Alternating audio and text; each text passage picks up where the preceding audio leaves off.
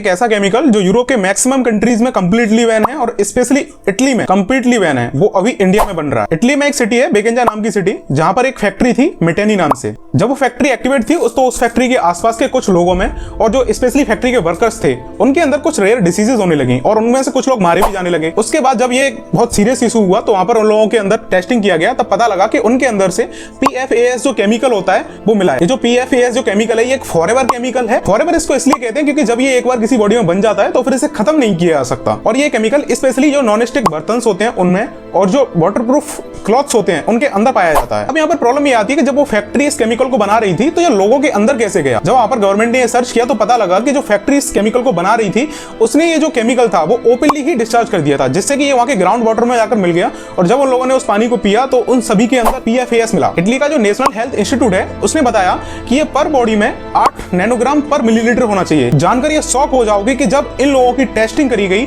तो इनके अंदर ये कितना मिला। आप सोच सकते हो 8 से 80 मिला होगा, 800 मिला होगा, 8000 मिला होगा, नहीं, ये उनमें 91,000 तक मिला। अब खुद इस चीज को सोच कर देखिए कि जो चीज 8 भी नहीं होनी चाहिए वो किसी के अंदर 91,000 तक मिल रही है, तो उस केस में उस व्यक्ति का क्या होगा। जब एक बहुत सीरियस इशू हुआ तो इटली ने इस पर एक्शन लिया, जो फैक्ट्री थी इसको कंप्लीटली बैन किया गया और इसके लिए जो भी रेस्पॉन्सिबल थे उन सभी को जेल कराई गई। लेकिन तब तक वहां पर 3 से 3.5 लाख लोग इससे अफेक्ट हो चुके थे। लेकिन इसमें आप सोचोगे कि इटली ने इसको बैन कर दिया, कहानी यही खत्म हो गई, लेकिन नहीं, इस कहानी में एक नया ट्विस्ट अभी आता है। जब एक कंपनी पूरी तरह बैन हो गई तो कंपनी की जो मशीन्स थी, जो फैक्ट्री की जो मशीन्स थी, उनको ऑक्शन किया गया और उस ऑक्शन में सिर्फ एक कंपनी ने बिड लगाई। वो कंपनी का नाम है विवा लाइफ साइंस। ये एक इंडियन कंपनी है। और फिर क्या था, फिर इन सारी मशीन्स को पैक किया गया, शिप के द्वारा इंडिया लाया गया और इंडिया के महाराष्ट्र के रत्नागिरी में ये फैक्ट्री अभी ओपन है और इस केमिकल को बना रही है। जबकि ये जो केमिकल है ये कैंसर कॉज करता है, इससे कैंसर हो सकता है, इससे आपका किडनी फेलियर हो सकता है, रिप्रोडक्टिविटी जो इश्यूज होते हैं वो इससे क्रिएट हो सकते हैं।